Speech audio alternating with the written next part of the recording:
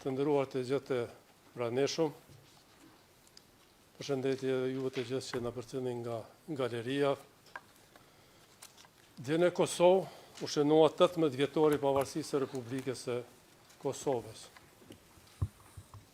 Me 17 shkurt 2008, duke ndjerë rrahjet e zemrat e stërgjyshërve tanë, shpallëm Kosovën shtetë e pavarur dhe sovrane demokratik.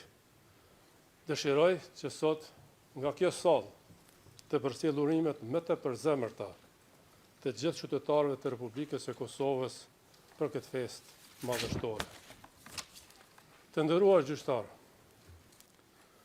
për gati 3 vite në këtë sallë gjyqi, ju i keni dëgjuar akuzat e prokurorisë dhe argumentet e mbrojtjes. Ju i keni parë faktet, ju i keni dëgjuar të vërtetën. Është vetëm një e vërtet që akuzat nuk qëndrojnë. Unë jam plotësisht i pafajshëm. Por e kam thënë dhe e them sërish, me bindje të plot. Unë bashkëndjej dhe shpreh keqardhje për gjitha viktimat që kam mësuar në Kosovë pa marrë parasysh përkatësinë e tyre etnike. Të nderuar gjyqtar, në kohën e masakrave në Qerez, në Rikoshan, Prekaz, në fillim të vitit 1998, unë isha student në Universitetin e Curriut. Unë nuk po bëja plane si ta merrja kontrollin e Kosovë. Po bëja plane si të përgatitja provimet në universitet. I vetmi njeri që po bënte plane morbide, ishte Slobodan Miloševići. Plane për një gjenocid tjetër, për një gjenocid të ri në Kosovë. Prandaj, si shumë qytetarë të tjerë kosovar, edhe unë me heret u detyrova ta lëshoj Kosovën. Sepse regjimi Miloševićit me kishte ndjekur. Ai me kishte dënuar në mungesë, me akuzën se kisha shkelur ligjet e tij diskriminuese.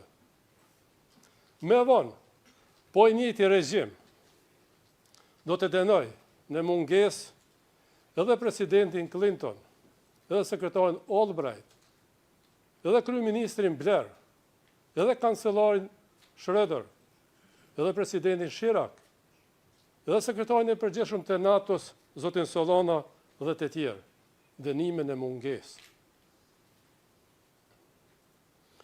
Prandaj duke i parë masakrat ndaj popullit tim, unë, si dhe shumë të tjerë, nuk mund të qëndroja indiferent. Vendosa të kthehem në Kosovë, në pranverë 1998. Ky ishte vendim krejtësisht personal i imi, i askujt tjetër. Sepse nuk mund të qëndroja anash, ndërsa familja dhe populli im përballej me shfarosjen. Bëra që do të bënte secili prej jush,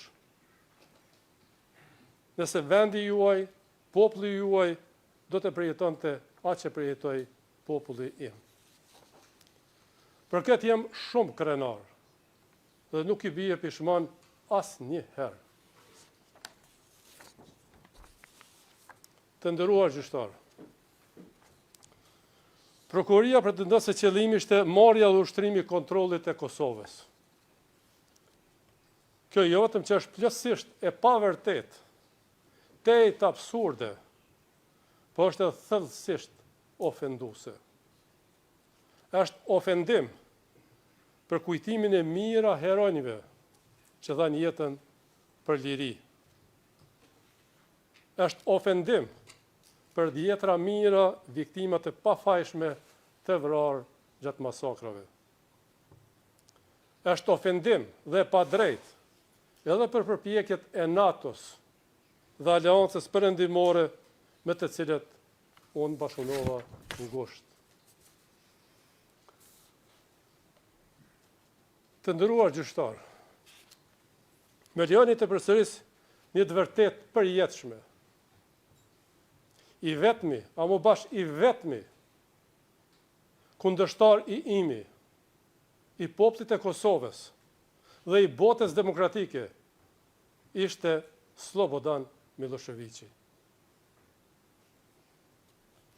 Është e rëndë ta dëgjosh këtë akuzë.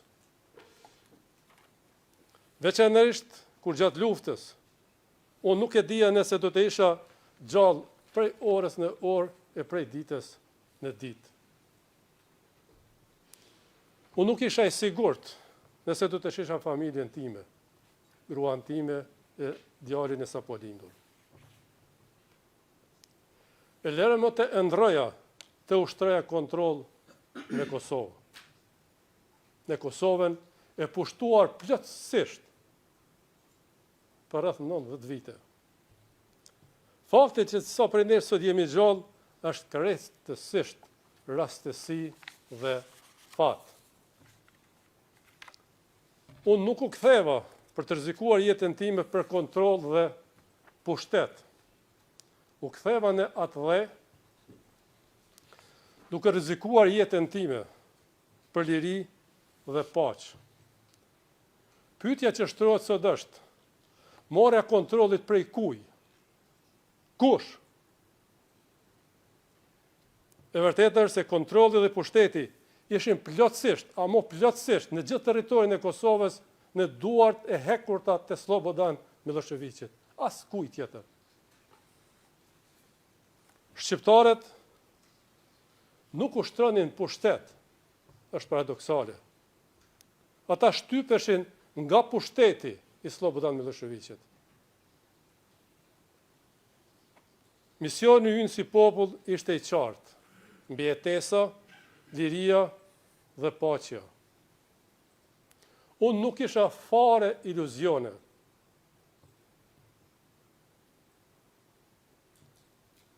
Por, shpresa e jone vetme për shpëtim ishte bota demokratike, Shtetet e Bashkuara të Amerikës dhe NATO. Prandaj tërë fokusi im ishte ndërtimi dhe forcimi i kësaj aleance. Për këtë qëllim, unë udhtova në shumë kryeqytete për t'i bindur për kauzën tonë të drejtë në Bruxelles, Londër, Berlin, Paris, Bern, Oslo, Vjen dhe vendet e tjera. Por kudo që isha në kontakte vazhdueshëm me zyrtarët e administratës amerikane. Miloševići e kishte filluar luftën në Kosovë, ndërsa ne kosovarët vetëm mbroheshim. Por luftën mund ta përfundonte vetëm NATO, as kusht tjetër. Dhe ashtu ndodhi. Po të mos ishte intervenimi i NATO-s, lirit Kosovës nuk do të kishte as pavarësitë e Kosovës. Prandaj pavarësia nuk ishte instrument për të marrë pushtet, por për dinjitet. Të nderuar gjyqtar, kjo prokurori me thuri shumë lavde, e më ndau shumë tituj e grada. Por e vërtet është krejt tjetër. Unë nuk isha ai i cili transportova rezistencën nga perëndimi në Kosovë. Unë ju bashkova rezistencës në Kosovë. Nuk ishte kthimi im nga perëndimi arsye pse UÇK-ja po masivizohej. Arsyeja ishte Slobodan Miloševići. Dhe askush më bukur nuk e ka thënë se sa sekretari i shtetit Mehmet Albright.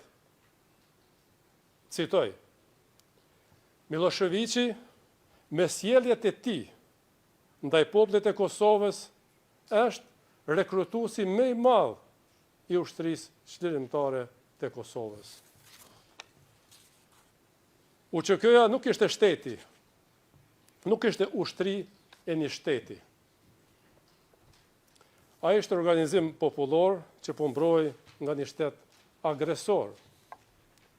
Fakti që UÇK-ja nuk ishte organizuar ashtu siç pretendon prokuroria se ishte, nuk e zbe as pak rolin e saj për lirinë e Kosovës. Nuk e bën kauzën e saj për shërim me pak fisnike, e as arritjen e pavarësisë me pak historike. Fitoria e Kosovës ishte më shumë politike dhe diplomatike. Suksesi më i madh i popullit të Kosovës ishte bashkëpunimi plot dhe besimi me Perëndimin. Ata na ndihmuan pikërisht, sepse e dinin se kush ishim dhe çfarë qëllimi kishim. Unë me asnjë çmim, në asnjë rrethon, nuk do të rrezikoja këtë aleancë me asgjë në këtë botë. Sepse ashtu do të rrezikoja vetë lirinë e Kosovës, do të rrezikoja ekzistencën tonë kolektive. Synimi ynë ishte paqja, nuk ishte lufta. Kur bota demokratike vendosi të thras konferencën e paqes në Rambuje, ne ju përgjigjëm pozitivisht ftesës së tyre. Ushtria Çlirimtare e Kosovës ishte një nga 3 grupet përfaqësuese të Kosovës në këtë konferencë dhe përfaqësues të pavarur të tjerë. Megjithatë, gjatë gjithë procesit në Rambuje dhe Paris, ne punuam si delegacion i Kosovës. Pranuam marrëveshjen e paqes, edhe pse ajo nuk i plotësonte të gjitha kërkesat legjitime. Por Kosova zgjodhi paqen dhe demokracinë. Serbia zgjodhi luftën dhe gjenocidin. Për të ndihmuar bashkësinë ndërkombëtare ashtu siç na ishte kërkuar nga perëndimorët, të 3 grupet, Lidhja Demokratike e Kosovës, UÇK-ja dhe LBD-ja, u pajtuan për formimin e qeverie të përbashkët, që do të funksiononte deri në zgjedhjet e para të lira demokratike në Kosovë. Ishte marrëveshje për të bashkuar forcat dhe energjitë për një qëllim të përbashkët, lirinë e Kosovës. Sot, si mundet dikush të pretendoj se qëllimi ishte marrja e kontrollit të Kosovës, kur ne pranuam që bashkësia ndërkombëtare ta kishte fjalën kryesore në Kosovë. Pastaj, që UÇK-ja t'ia dorëzonte armet NATO-s, siç ndodhi më vonë në qershorin 1999 shtator 99. Pas kapitullimit të Miloševićit, Kosova fut në administrimin e Organizatës së Kombeve të Bashkuara. Fakti i njohur botërisht. Unë miku sqaroj që në fillim se gjithë pushteti ekzekutiv, legjislativ dhe gjyqësor ishte në duart e tyre. Këto ishin rrethona krejt tjera. Me pas, unë punova me unë mikun dhe me partitë e tjera politike, për të ndihmuar në zbatimin e mandatit në të mirë të popullit të Kosovës. Punova me strukturat e përbashkëta të UNMIK-ut. Të nderuar gjyqtar, gjatë tërë kësaj kohe, i vetmi pushtet që kisha unë ishte pushteti i zërit tim. Dhe të nderuar gjyqtar, siç e keni parë gjatë procesit gjyqësor, unë e përdora zërin tim për të promovuar një shoqëri shumë etnike, tolerante në vendin tim në Kosovë. Unë u bëra thirrje serbëve lokal që të qëndrojnë në shtëpitë e tyre dhe të ndërtojnë një jetë të re së bashku me ne. Edhe ata, pra serbët dhe komunitetet tjera, sikurse edhe ne, ishin viktima të Miloševićit. Nuk ishte dhe s'pak e lehtë të bëje këtë, pas tër asaj që kishte ndodhur. Por ishte gjëja me drejt dhe me e dur që mund të bëja. Kur në Kosovë po hapeshin varre gjithandej për mijëra viktima. Mijëra të zhdukur nuk gjindeshin. Mijëra pengje shqiptare ishin marrë me vete në Serbi. Dhimbja ishte e thellë dhe kolektive. Ajo që mund të beja, ajo që po beja, mund të kishte edhe pasojë fizike, por edhe elektorale. Por Kosova ishte më e rëndësishme se sa fati im personal. Pas hyrjes së NATO-s në Kosovë dhe largimit të forcave serbe, qytetarët e Kosovës nuk po luftonin. Ata po festonin lirinë e shumë pritur. Gjatë 9 viteve të para pavarësisë, do të thotë 1999-2008, ne ishim qytetarë të OKB-s në vendin tonë. Gjatë kësaj kohe, unë i bëra thirrje popullatës të kishte durim, të ishin tolerant, të bashkuar dhe të kishin besim të partnerët ndërkombëtar. Pavarësia ishte fryt i aleancës tonë me botën demokratike. Pas pavarësisë, punova me Bashkimin Evropian, me SBA-n dhe faktorë tjerë relevant për normalizimin e raporteve me Serbinë. Të nderuar gjyqtar, ajo me të cilën u përballëm nuk ishte vetëm periudha e luftës. Ishte një shekull shtypje dhe apartheid.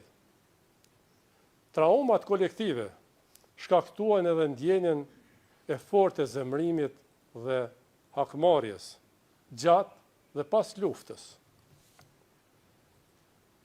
Presidenti Clinton erdhi në Kosovë me njerë pas lufte dhe na tha: ne e fituam luftën, ndërsa ju duhet ta fitoni paqen.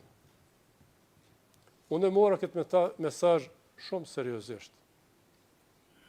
E përdora zërin tim për të bërë thirrje për paqë, tolerancë dhe unitet. Gjatë pjesës më të madhe pas luftës, deri në shpalljen e pavarësisë, unë nuk isha në pushtet, isha jashtë pushtetit. Edhe ku era në pushtet, ku marrë me fitore elektorale. Por gjatë tërë kohës, unë respektova normat demokratike dhe rezultatet e zgjedhjeve. Dhe kurdo që partia ime ishte në pushtet, ishte gjithmonë në koalicion me Lidhjen Demokratike të Kosovës dhe parti tjera politike shqiptare dhe jo shqiptare. Së bashku e bëm shtetin, Kosovën shtet realitet. Por, të nderuar gjykatës, propaganda ruse dhe serbe nuk do të na falnin lehtë. Pasi dështuan ta delegjitimojnë pavarësinë e Kosovës në gjykatën ndërkombëtare të drejtësisë këtu në Hagë, ata e mësyn Këshillit të Evropës. Ringjallën pretendimet e tmerrshme për trafikim organesh.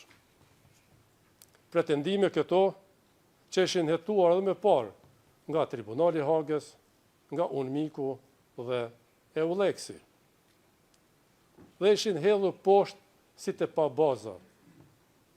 Sapo u publikua raporti i Dikmartit, si kryeministri i Kosovës, atkohë mblodha përfaqësuesit kryesor ndërkombëtar, ambasadorët e Kuintit në Kosovë dhe udhëheqësit e EULEX-it.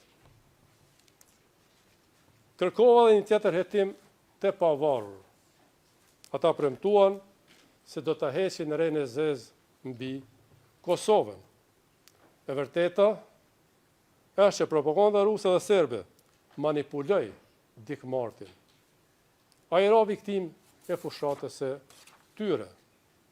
Ata e ushqyen me informacione të rreme dhe në fund tentuan edhe ta vrisnin për të na fajsuar neve.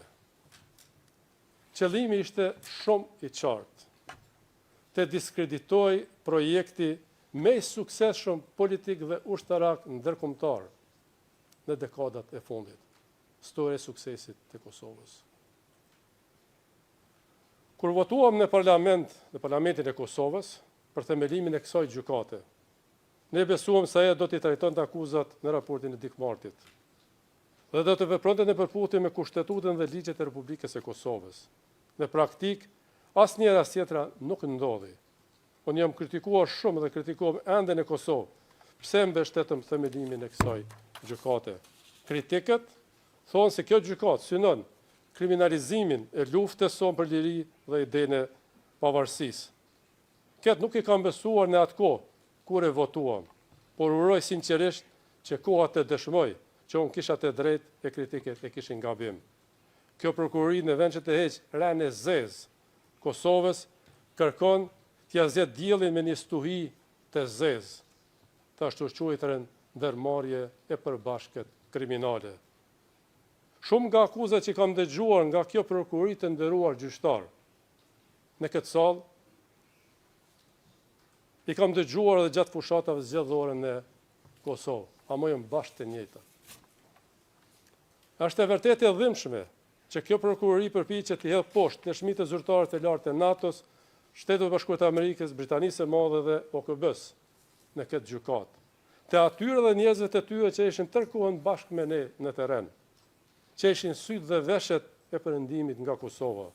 Për me keq, kjo prokurori pretendon se unë pas kam qitur në lajthitje gjatë gjithë kohës së luftës. Kjo është krejt qesharake. Si duket, kjo prokurori sërisht me mbiqmon më tepër se që meritoi. Nga ana tjetër, kjo prokurori lartëson në qiell dëshmitë e fabrikuara nga epoka e regjimit të Slobodan Miloševićit. Kështu, ajo i njërën edhe vetë të vërtetën. Të nderuar gjykatës, krejt në fund. You've exceeded. 2 minutë maksimum. Dhe tha që keni kaluar kohën që ishte të caktuar. Në Rambuje, unë mbështeta kërkesën që Tribunali për Jugosllavin të jetoj krimet e supozuara nga të gjitha palët, ndërsa nga përfundimi i luftës të gjitha kompetencat për hetimin e krimeve të luftës ishin në duart e ndërkombëtarëve, Tribunalit për Jugosllavin, UNMIK-u dhe ULEX-i. Unë mbështeta punën e tyre. Asnjë akuzuar në Kosovë për krime lufte nuk ishte arratisur dhe madje asnjë gjam nuk është thyer për kundërshtuar proceset ligjore gjatë 25 viteve të pas luftës. Pas shpalljes së pavarësisë, kur unë isha kryeministri i Kosovës, unë u pajtova që hetimet e pavarur për krime lufte të mbesin në duart e ULEX-it. Si presidenti i Kosovës, angazhova ekspert, eminent ndërkombëtar dhe vendor të gjitha komuniteteve për të krijuar një forum të drejtësisë tranzicionale për viktimat, Komisioni për të vërtetën dhe pajtimin. Por e vërteta është se drejtësia për viktimat nuk mund të ndërtohet duke ndjekur të pafajshmit. Pajtimi nuk mund të ndodhë me ndjekje selektive dhe një etnike. Të nderuar gjyqtar, fjalë e fundit, gjatë gjithë jetës sime unë isha përkrah popullit të Kosovës, në mbrojtje të lirisë, jetës dhe dinjitetit njerëzor. Gjithmonë duke u hequr nga idealet perëndimore të demokracisë, barazisë dhe drejtësisë. Sot, në përfundim të këtij procesi, e kam vetëm një lutje të nderuar gjyqtar për ju, që vendimi juaj të jetë në përputhshmëri me Kushtetutën e Kosovës, ligjet, provat dhe faktet. Dhe provat e paraqitura e bën shumë të qartë se akuzat nuk qëndrojnë. Prandaj, i vetmi vendim i drejtë është pafajësia e plot. Ju faleminderit shumë. Thank you, Mr. Faleminderit, zoti Thaçi. Zoti Veseli, është fjala për ju tani.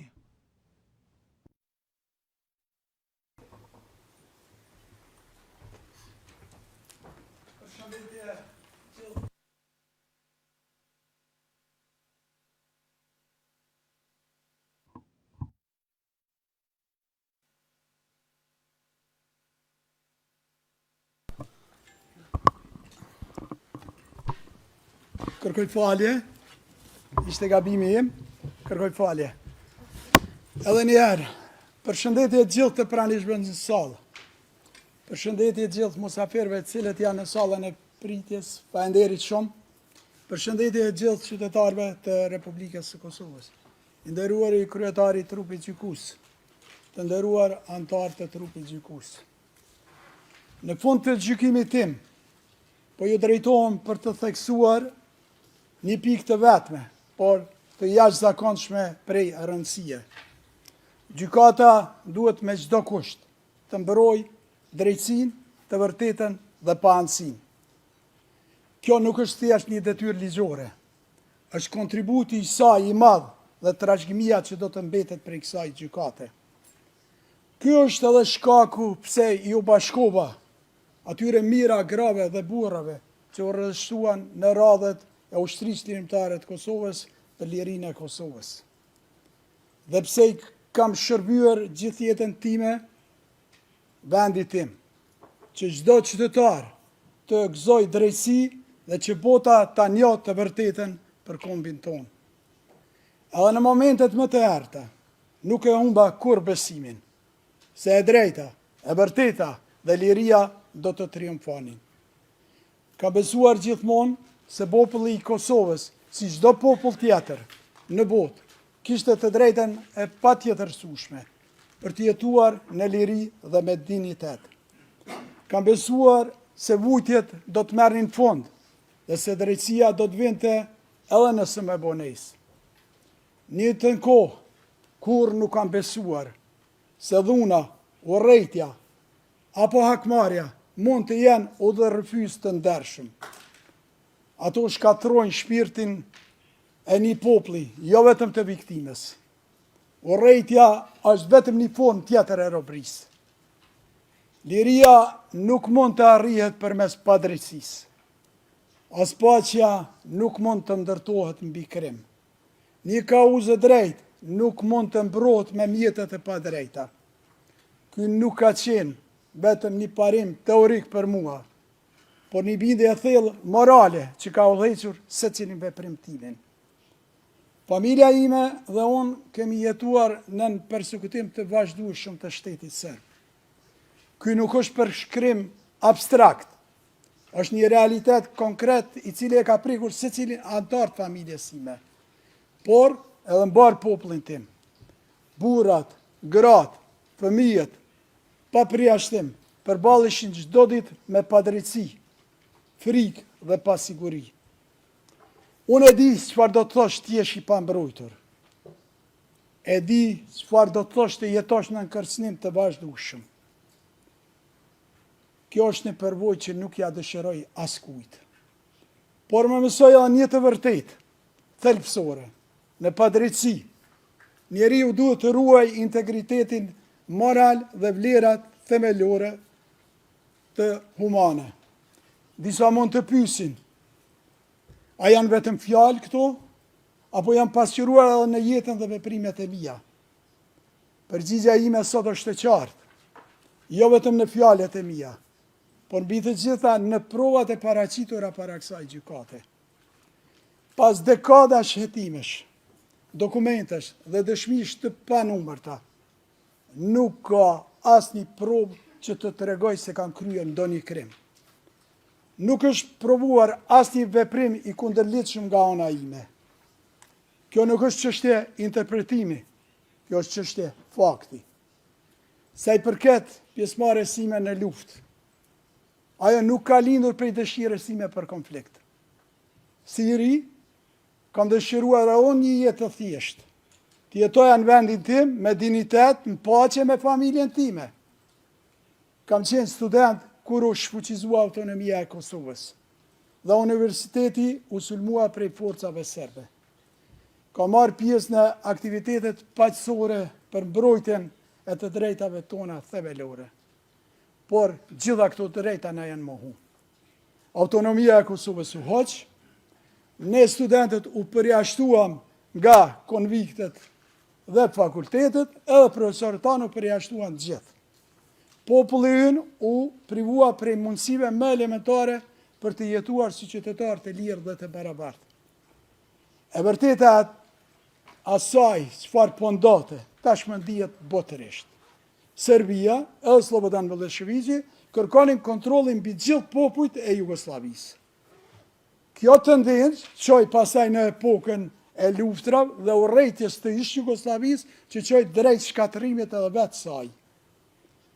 Në fillim të vitit 1990, unë jam largu prej Kosovë. Ka qenë një largim i detyruar, por o një mundësi për një jetë ma normale, për një të ardhme të ndërtuar mbi dije dhe përparim.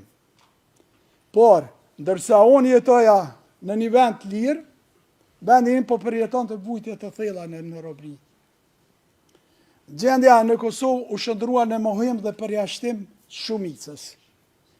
Pas marrëveshjes së Daytonit, shqiptarët në Kosovë si shumicë kanë mbetur fare të përjashtuar. Nuk mund të jetonin lirshëm, por vetëm jetonin në nkanosje, kërcënim edhe represion. Në fillim të vitit 1998, unë isha në Universitetin e Friburgut në Zvicër, ku ndodhi masakra e Likoshanit. Ishte një tragedi e rëndë dhe mizori që nuk duhet të kishte ndodhur kurrë në Kosovë. Tragedia në Prekaz me 5, 6, 7 mars 1998 nuk ka qenë një akt i izoluar, por vazhdim i masakrave të kryera prej forcave serbe. Aktet të tilla terrori të i kaluan frikën normale të popullit thjesht dhe drojën e intelektualëve dhe politikanëve në Kosovë.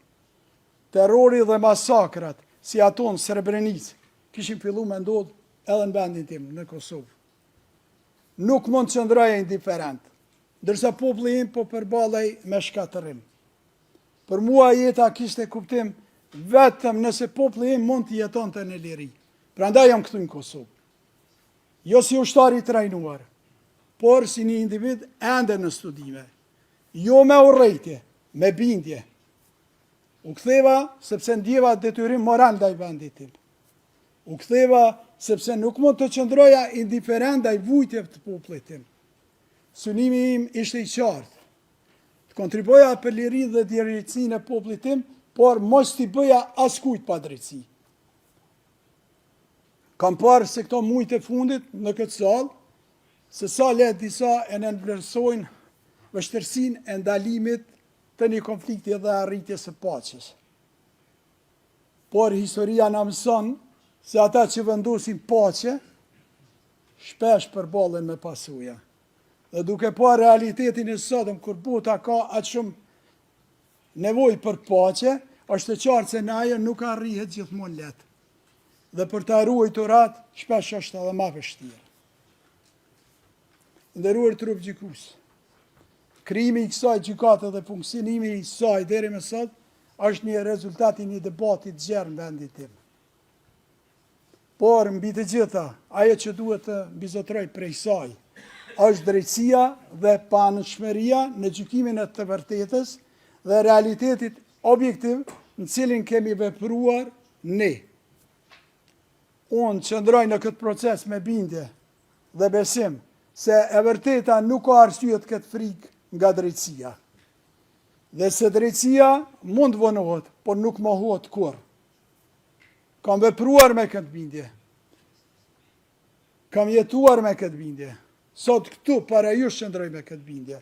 Dhe me siguri mund të them. Unë e di kush jam. Unë e di çfarë kam bërë dhe çfarë nuk kam bërë. Veprimet e mia kanë qenë njerëzore dhe ligjore. Ndërgjegja ime është e pastër. Historia ime është transparente. Tani çdo kush mund ta shoh atë edhe në këtë proces gjyqësor. Duke mbyllur fjalën time, i nderuar trup gjykues, me respekt për secilin në këtë sallë, edhe jashtë saj, edhe pse mund mos pajtohemi, duhet të theksoj, ne të gjithë jemi qenie humane, me prirje dhe mendime të ndikuara nga ata që na rrethojnë dhe ambienti ku jetojmë. Besimi im tek e vërteta dhe drejtësia mbetet i palkundër. Dhe dua të besoj fuqishëm se në vendimin tuaj do të mbisundoj vetëm e vërteta, pa anësia, drejtësia edhe ligji. Nderuar trup gjykues, duke qenë se dje ka qenë dita e pavarësisë së shtetit tim, kam vetëm një përshëndetje në fund për gjithë qytetarët e vendit tim. Urime pavarësia, ta gëzoni qytetarët e Republikës Kosovës Lirin. Zoti e ndihmoft Kosovën dhe njerëzit e saj të mirë. Në fund, kam dëshirë të bëj edhe një përshëndetje të veçantë për familjen e një miku tim, edhe mbrojtësi cilin sot nuk është mesin tonë, Andrew Strong. Njëjtën kohë duhet falenderoj edhe ekipin tim mbrojtës për profesionalizmin e tyre dhe sinceritetin në mbrojtjen time. Ju falenderoj gjithë.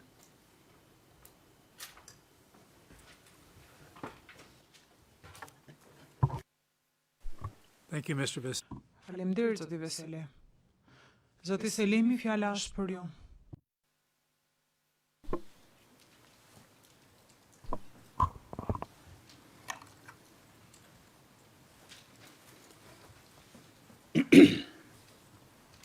I nderuar grup gjykues,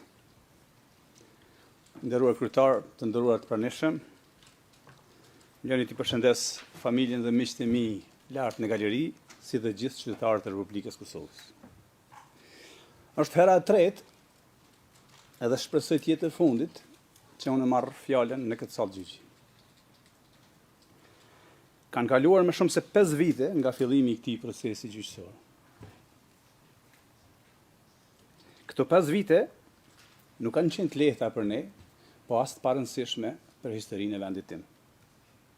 Megjithatë, le të shërbej gjithë kjo si një mundësi dhe shans i mirë për drejtësinë. Pas gjithë këtyre viteve, ka edhe një element pozitiv. Shpresoj se trupi gjykues ta ketë pasur kohën e mjaftueshme për ta kuptuar se lufta jonë ishte e drejtë dhe se pretendimet e prokurorisë nuk qëndrojnë. Në fjalën time në këtë sallë në prill të vitit 2023, kur ky proces sapo kishte filluar, thash se po përballesha me një akt akuzë të pabazuar.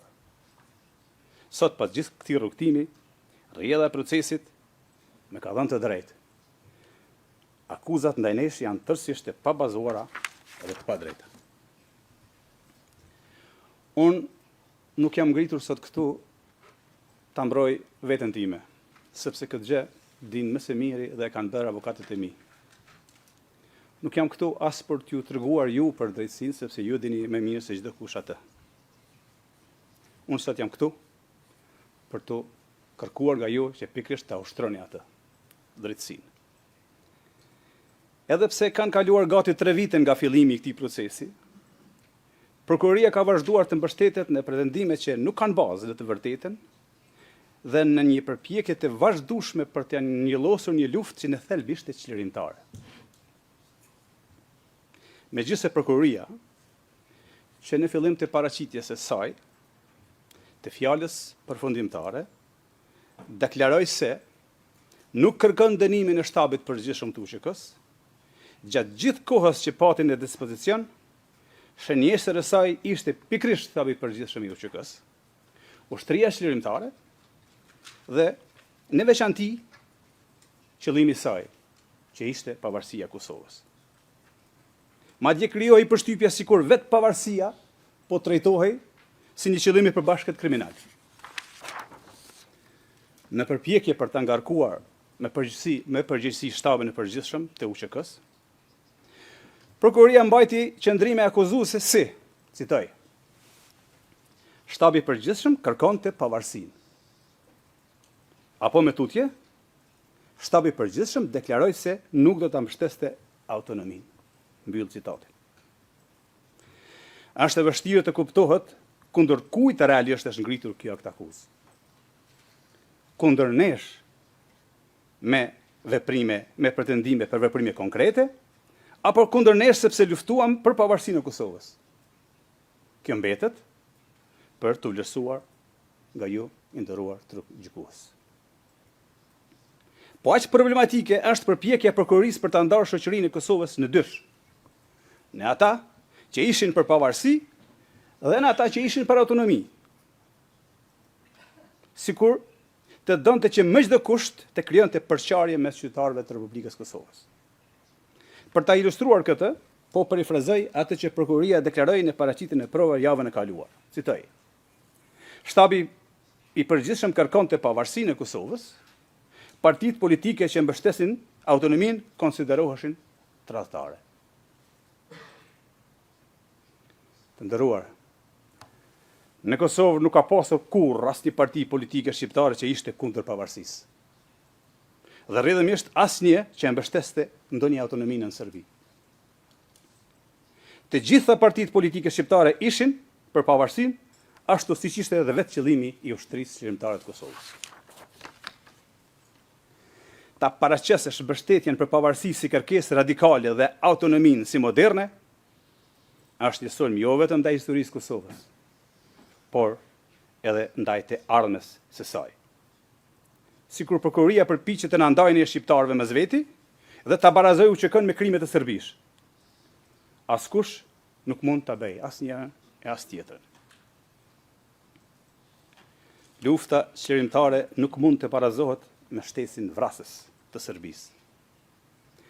Ta barazosh rezistencën e një populli të shtypur me një plan kriminal do të thotë ta vendosësh në të njëjtin nivel rezistencën e të shtypurit me projektin e shtypsit. Ky barazim nuk është vetëm i pasakt, por thellësisht i padrejtë.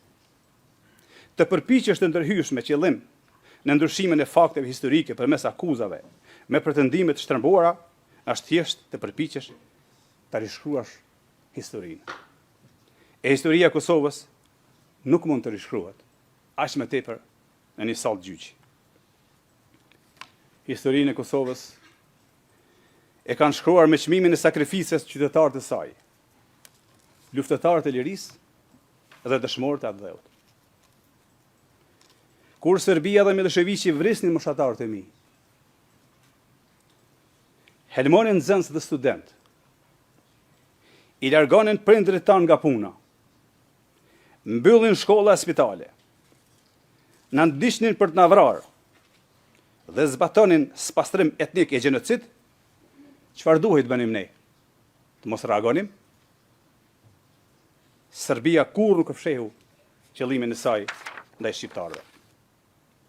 Në këtë sallë gjyqi, dëgjuam dëshminë e generalit Clark, i cili gjatë një takimi që kishte pasur me kasapën e Ballkanit, aja kishte deklaruar hapur qëllimet e tij për shqiptarët. Ne edhe gjithë opinioni që e përcillte atë dëshmi dëgjuam generalin e NATO-s, teksa tha, citoj: Miloševiqi më tha se e dim se si të sillemi me shqiptarët. Duhet vrarë të gjithë. Edhe ne e dinim këtë, sepse Serbia kur nuk e fshihte qëllimin e saj ndaj shqiptarëve. Prandaj pyes sërish, çfarë duhej të bënim ne? Ta prisnim radhën për të vrarë, apo të iknim nga vendi dhe shtëpitë tona? Asnjërin dhe as tjetrën. Prandaj duhej të rezistonim. Prandaj unë besoja se Kosova kishte nevojë për vetë mbrojtje. Kishte nevojë për njerëz të gatshëm ta jepnin edhe jetën për vendin e tyre. Kishte nevojë për dikë siç ishte Adem Jashari dhe ushtria shqiptare e Kosovës. Prandaj unë ju bashkova Adem Jasharit.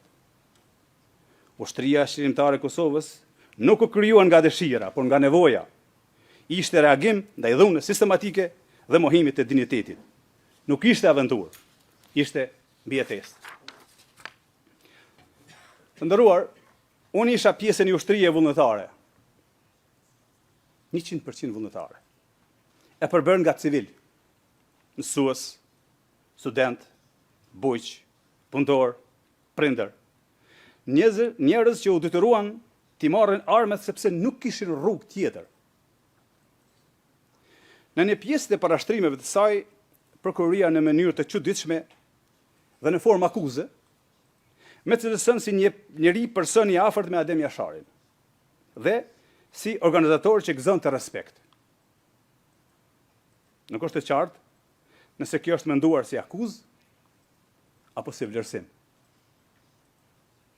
Për mua, të qenit bashkëluftari Adem Jasharit është nderi më i madh që mund ta kisha. Po ashtu konsideroj edhe nder, edhe cilësimin si një nga themeluesit kryesorë të UÇK-s. Nëse këto cilësime shndrohen e akuza, atëherë problemi nuk qëndron te unë, por tek ata që i trajtojnë nderin dhe përgjegjësinë historike si faj. Po, kam bartur armë. Armët për ne ishin mbjetesë. Shumë nga bashkëluftarët e mi kanë vdekur duke siguruar ato. Ne kërkuam ndihmë dhe armë edhe nga vendet mike, përfshirë edhe Shtetet e Bashkuara të Amerikës, gjë që është trajtuar edhe në këtë sallë. UÇK-ja nuk ishte qëllim tjetër përveç lirisë. Nuk ishte plane për të sulmuar civil apo kundërshtar politik. Ushtria Çlirimtare e Kosovës nuk ishte parti politike, ishte ushtri çlirimtare. Madje, edhe nëse lufta në Kosovë nuk të ndalej në qershor të vitit 1999 dhe do të vazhdonte deri në ditën e sotme, unë ende do të isha ushtarja dheu tim. Kuptohet, nëse nuk do të isha vrarë deri më tani, për çka gjasat ishin reale. Jam i bindur se bëm gjën e duhur. Edhe sot do të bëja të njëjtën gjë. Liria, paqja dhe demokracia arrihen duke u përballur me agresionin. Prandaj edhe NATO na mbështeti. Prandaj na mbështeten edhe vendet tuaja. Prokuroria në dosjen e saj përfundimtare kërkon dënime jashtëzakonisht të rënda. Aq të gjata saqë në thelb synojnë të na ndalojnë përgjithmonë kthimin në vendin tonë. Koha sigur do të kthehem në Kosovë tash tutje varet nga vendimi juaj. Por prokuroria duhet ta kish kuptuar se kur do që të kthehem, unë do të kthehem në Kosovën e lirë. Në Kosovën për të cilën jam krenar, që i kam dalë Zot, në kohën më të duhur dhe për lirinë e secilës kam qenë dhe mbetem i gatshëm ta jap edhe jetën sa herë që do të kërkohej nga unë. Në respekt të secilit për jush në këtë sallë, besoj se po të ishin vendet tuaj në rrethonat e njëjta me ato që ka përjetuar Kosova, do të vepronit njësoj. Jam i bindur se dhe ju do të luftonit për njerëzit dhe vendet tuaja. Ashtu siç kanë bërë paraardhësit tuaj, para se vendet tuaja të bëheshin të lira e demokratike. Gjatë luftës ndodhin shumë gjëra. Ka kaos, frikë, veprime individuale dhe dhimbje të akumuluar nga vitet e të tëra me shtypje. Lufta gjithmonë le pasoja dhe viktimat e saj. Pikërisht, këto viktima kanë nevojë për drejtësi të mbështetur mbi të vërtetën. Sepse drejtësia që nuk mbështetet në të vërtetën i lëndon viktimat për herë të dytë dhe shkatron vetë qëllimin e saj. Pas gjithë asaj që dëgjuam nga palët gjatë këtyre viteve, kërkesa ime është e thjeshtë. Që vendimi të mbështetet vetëm në ato që është provuar, jo në ato që është sugjeruar. Në fakte, e jo në hamendje. Në ligje, e jo në përshtypje. Jam besim plot se drejtësia, dhe vetëm drejtësia, do të na kthej na dhe neve që jemi këtu të akuzuar.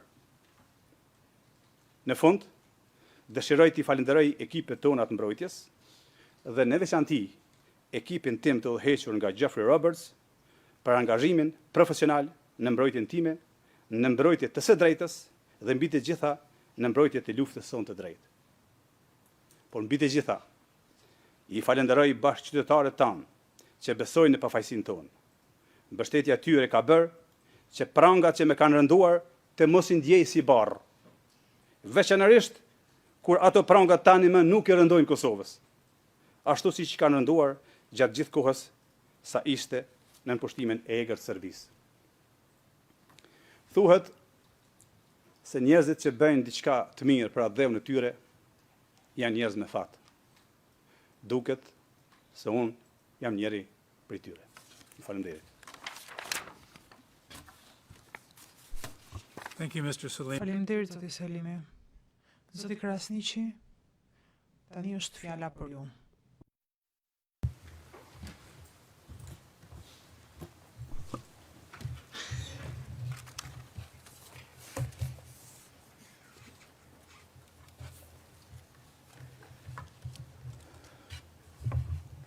Nderuari këtari gjyqët, të nderuar gjyqtar, e përmes jush përshëndes po ashtu gjithë qytetarët e Kosovës që dje e festuan pavarësinë e tyre, qytetarët që jetojnë dhe në liri, në pavarësi dhe me drejtësi. Qëndroj sot këtu para jush të nderuar gjyqtar, jo se një kriminali që përshkruan akt akuza e prokurorisë, por si një njeri i lindur dhe i kalitur në luftra për dinitet njerëzor, nga një popull ose në një popull që refuzoi që të zhdukej nga politikat e krimit dhe të gjenocidit të Serbisë. Pjesën më të madhe të jetës ime e kam kaluar i udhëhequr nga bindja se qenjet njerëzore meritojnë të jetojnë në liri. Pas ma shumë se 5 vitesh burgim të padrejt dhe si pas mendimit tim të panevojshëm, angazhimin tim politik dhe jetësor për jetë e liri jam angazhuar që herët. Dhe për të dhënë një rrëfim të vërtet të luftës sonë për pavarësi, kundër politikave të persekutimit dhe të gjenocidit të regjimit serb, të cilat sollën vujtje dhe shkatrim të papar për popullin e Kosovës. Për më shumë se 5 vjetë, besoj se me janë mohuar të drejtat e njeriut të garantuara nga Konventa Evropiane për të drejtat e njeriut dhe lirit themelore. Ndërto, më rëndësishme është e drejta për të jetuar në liri, veçanërisht e drejta e një njeriu në fazën e fundit të jetës e tij për të jetuar vitet e mbetura me dinjitet pranë familjes dhe në ardhëm në lirë.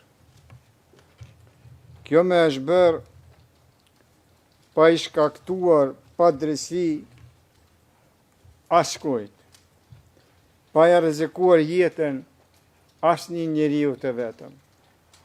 Përkundrazi, kam rrezikuar jetën time jo vetëm gjatë luftës qërimtare, por që nga vitet 1972-73, se bashku me familjen tim, me bashkëkombasit e mi, me bashkëshatarët e mi, në besimin se errësira e padrejtisë do të thyhej me agimin e shpresës. Kjo është arsyeja pse u angazhova për shërim dhe barazi për të gjithë. Theksoj veçanërisht periudhën pas 11 qershorit të vitit 1998, kur dola hapur me emrin tim të plot dhe pa mask si zëdhënës i UÇK-s. Rreziqet ishin të jashtëzakonshëm, por nuk u shqetësova për sigurinë time, sepse me udhëheqte përkushtimi im ndaj të gjithë qytetarëve të Kosovës dhe ardhmërisë së tyre. Sot, ndodhem në vitin tim të 16 të burgimit, vetëm se luftova për liri, pavarësinë e popullit tim. Thash, në vitin e 16, se 10 vite e më tepër burg i kam kaluar nga viti 1981 deri në vitin 1991. Të kesh kaluar 16 nga 75 vitet e jetës në burg dhe të jesh privuar nga ajri i lirisë, nuk është diçka e vogël, është diçka e madhe. Dalja ime publike me 11 qershor 1998 tregoi se isha kundërshtar i politikave gjenocidale të Serbisë dhe ndodhi pak kohë pas masakrave serbe në Qerez, Nikoshan dhe Prekaz, ku humben jetën 83 njerëz, shumica prej tyre fëmijë, grade të moshuar, të parmatosur, të vrarë në shtëpitë e tyre. Kjo vrasje brutale shënun një pikë these të ndërgjegjes për një brez të tërë shqiptarësh. Çfarë me shtyri të ndërmarrë këtë akt jashtëzakonisht të rrezikshëm për atë kohë? Robëria e gjatë, persekutimet, mbimet, dhunimet, burgimet e shumta dhe ekzekutimet e pandërprerja dhe vrasjet që shënuan gjithë shekullin 20. Këto akte mizore nuk me thyen. Përkundrazi, me bënd të vendosur që drejtësia të mos thyhet mbi shpinën e tiranisë që përjetuam. Dashuria për jetën dhe lirinë me bëri ta marrë këtë rol.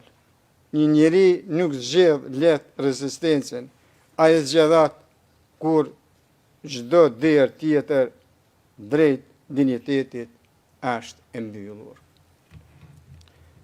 Mu mohua dhe mu ndalua drejta më njerëzore e çdo personi të lindur si i lirë dhe e çdo njeri të arsyeshëm që e njeh vlerën e dinjitetin njerëzor dhe barazinë e të gjithëve, e drejta për të dashur hapur vendin tim, për të punuar për të dhe për të përcjell atë që kam mësuar përmes dekadash i jetë dhe sakrificash. Për këto virtyte u prangosa me 4 nëntor 2020.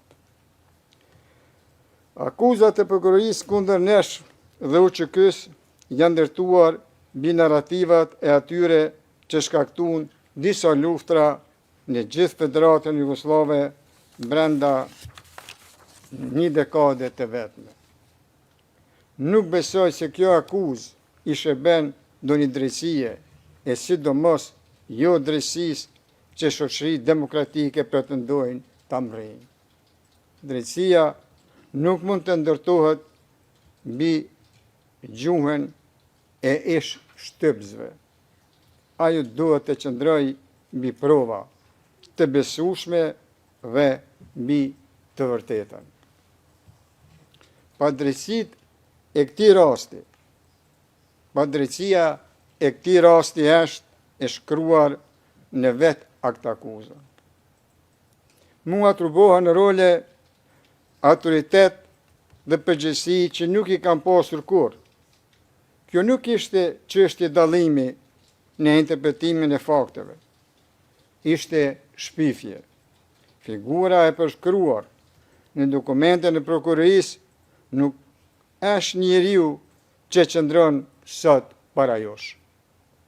Jam mirënjohës ndaj atyre dëshmitarëve që erdhën këtu dhe patën guximin të thonë të vërtetën për atë se kush isha dhe kush nuk isha.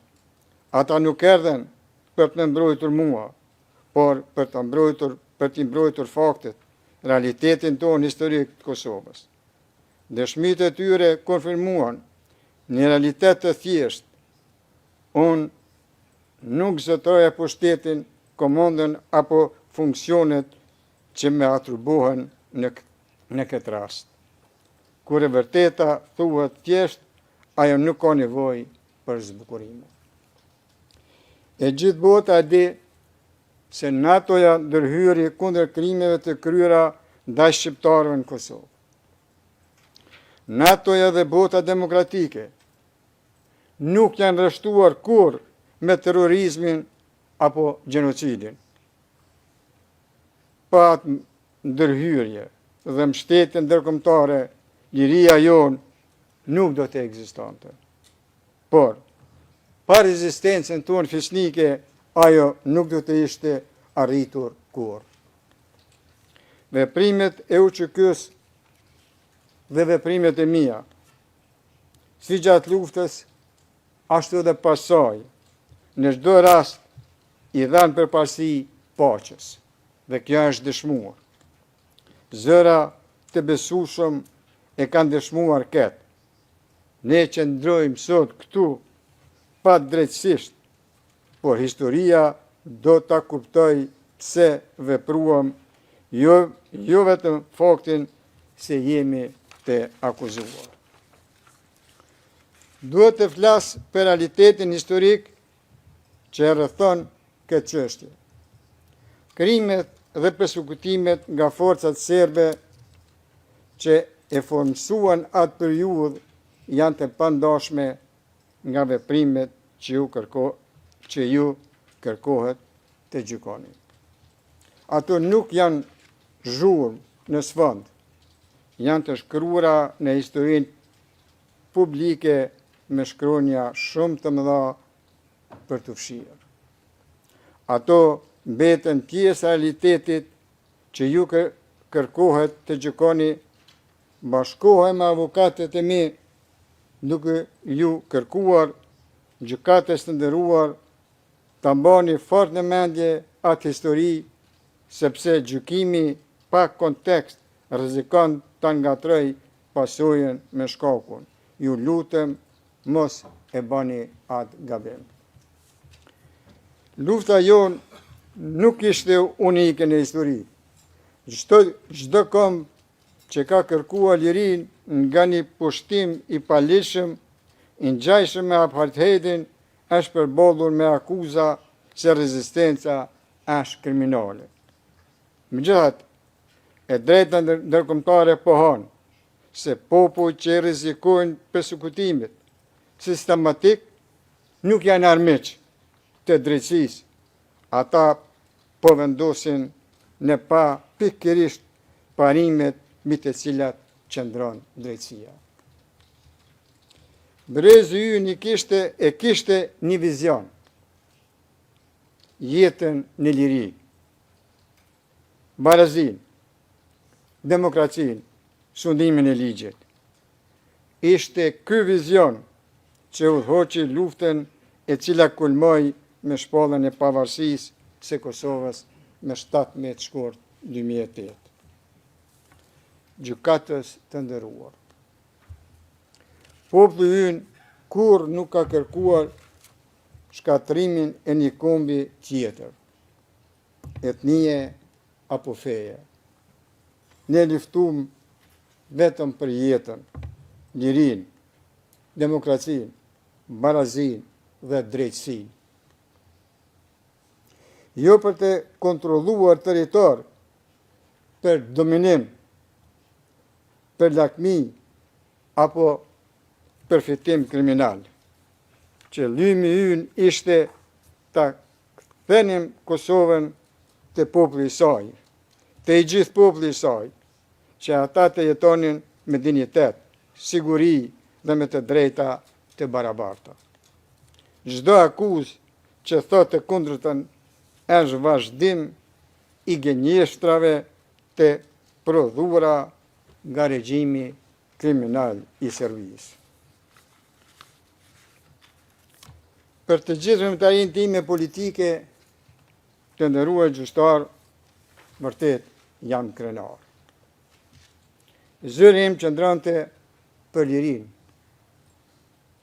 Bëra atë që besova se kërkonte fisnikria njerëzore.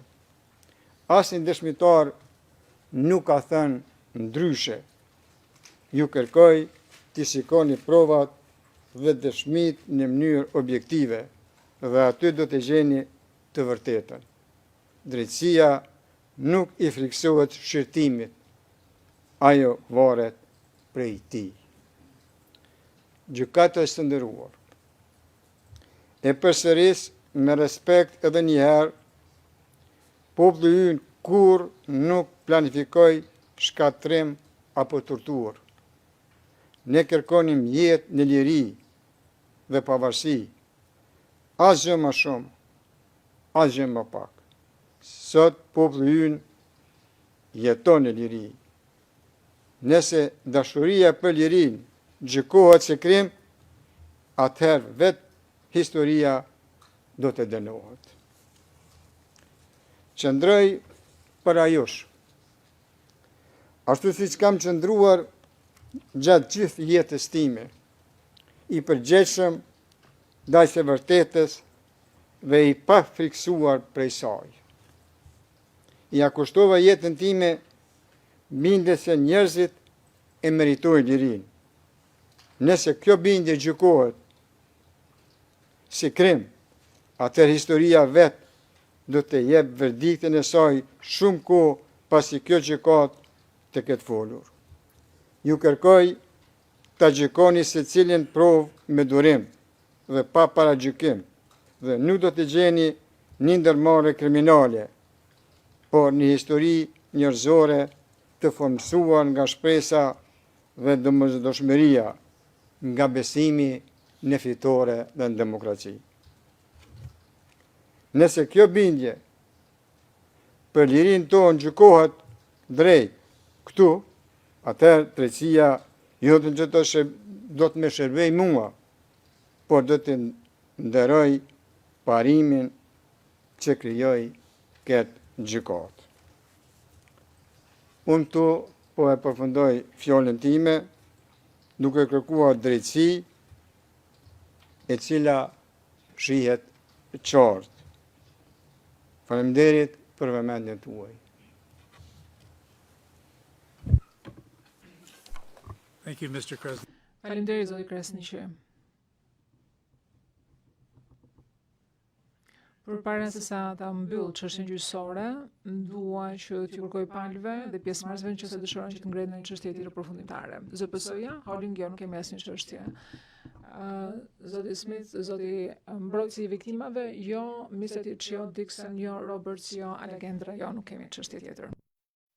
Përpara se të përfundoj këtë çështje gjyqësore, dua t'ju kujtoj pjesëmarrësve dhe palëve që në pajtim me rregullin 136 nuk mund të bëjnë parashtrime të tjera trupi gjykues në këtë fazë, në përjashtim të rrethanave përjashtimore dhe në qoftë se kërkesat janë të përligjura.